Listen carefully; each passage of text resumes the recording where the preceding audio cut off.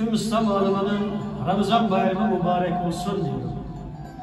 Maalesef bu sene Doğu Türkistan'da zalim Kızılçin tarafından Ramazan bayramı yasaklandı. Zalim Kızılçin yıllardır Ramazan ve Ramazan bayramı, namaz, zekat, oruç, İslam'a ilgili her şeyi yasaklıyor. Ama maalesef tüm dünya sessiz. İnsan hakları nerede? Müslümanlar nerede? Kardeş, soydaş dedik, milliyetçi ülkücüler nerede? Maalesef yeterli şekilde destek alamıyoruz. Zalim Çinli dur diyemiyoruz. Sevgili kardeşlerimiz, zalim Kızılçin Doğu Türkistan'da 20 yıl yasaklasaydı, babalar bayramı, analar bayramı gibi başka bayramlarda çocuklar bayramı yasaklasaydı belki dünya yakınlardı. Ama Müslümanların iki büyük bayramı var. Biri Kurban Bayramı, biri Ramazan Bayramı. Bu bayramlar yasaklandığı için tüm dünya susuyor. Ne İslam alemi susuyor, ne Türk dünyası susuyor, ne insan alemi susuyor. Bütün dünyada gezerseniz hatta hayvanların bayramı var. Kuş, canlıların bayramı var. Bunlardan biri yasaklansa dünya yaklanır. İnsan hakları diyor, bu hakları diyor, hayvan hakları diyor ama ya bu Müslümanlığın hakkı mı yok dünyada? Neden? Bu Müslümanlar için Ramazan ve Ramazan bayramı yasaklanırken susuyorsunuz. Ama dünyanın bir yerinde bir hayvan için bir zulüm yapılsaydı tüm dünyada tüm medyalar bunu paylaşıyor. Ama Doğu Türkistan'da her gün Müslümanlar şehit ediliyor, kesiliyor, öldürülüyor, işkence yapılıyor. Neden bunun için susuyorsunuz? Nerede bu insanlık? Nerede? Tüm dünyanın sadece 2023 seçimden sonra Türkiye'nin bir lider ihtiyacı var. Tabii sadece Türkiye'nin değil, tüm dünyanın bir lider ihtiyacı var. Bu seçimde dünyaya lider olabilecek birinin seçilmesini Allah'tan istiyorum.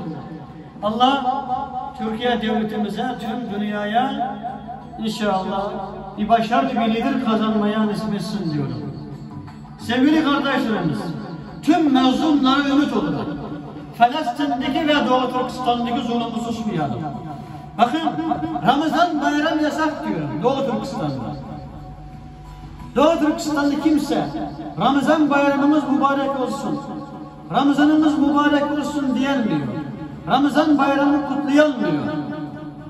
Ramazan bayramda zalim Kızılçin göster için Ramazan bayram namazını kılmakını yasaklıyor ama göster için kalan camilerinin önünde tansi yaptırıyor. Milleti zorla şekilde. Bize sama diyorlar. Zorla şekilde tansi yapıyor. Caminin önünde görüntü yapıyor. Diyor ki Doğu Türkistan'da Uygur Türk'ü Ramazan bayram yapıyor. Eğleniyor, gülüyor, tansi yapıyor diyor ya. Ama caminin dışına namaz kaldırmıyorlar. Sevgili kardeşlerim, Ramazan bayram gelmeden önce ve Ramazan bayram içinde bunu tüm dünyaya yaymanızı rica ediyorum. Hem Doğu Türkistan'da Ramazan bayram yapılsın diye 84 milyon vatandaşımızın 2 dakika zaman ayarlayıp bir video çekmişsiniz. Doğu Türkistan'daki zalim Kızılçin'in Ramazan bayramı yasaklamasına tepki vermesini, karşı gelmesini istiyorum ve davet ediyorum. Tüm dünyadaki Müslümanların Ramazan bayramı mübarek olsun derken Doğu Türkistan'da 35 milyon Müslümanlar Ramazan bayramı yapılmadığı için, mutlu olamadığı için üzülerek İslam alemindeki Ramazan bayramını kutluyorum. Sevgili kardeşlerim, rica ediyorum bir insan olarak ne Müslüman olmayın, Doğu Türkistan'daki Uygur Türklerine sahip çıkın. Oradaki insanlara sahip çıkın. Doğu Türkistan'daki camilere sahip çıkın. Kur'an-ı Kerim'e sahip çıkın. Doğu Türkistan'daki topraklara sahip çıkın. Kuş hayvanlara sahip çıkın. Zalim Kızılçin Doğu Türkistan'daki eşekler, köpekler, kediler her şeyi yediler. Hatta onlar da kalmıyor. başkasını dünyadaki 8 milyar insanlarınki vicdanına bıraktık, vicdanına seslendik. Allah Doğu Türkistan'a yardım etsin diyorum. İnşallah unutmazsınız bu Ramazan bayramda tüm dünya liderlerini Doğu Türkistan'daki Ramazan bayramı kutlamasını hem zalim Çin'in bu bayramı yasaklamasına engel olmasını istiyorum.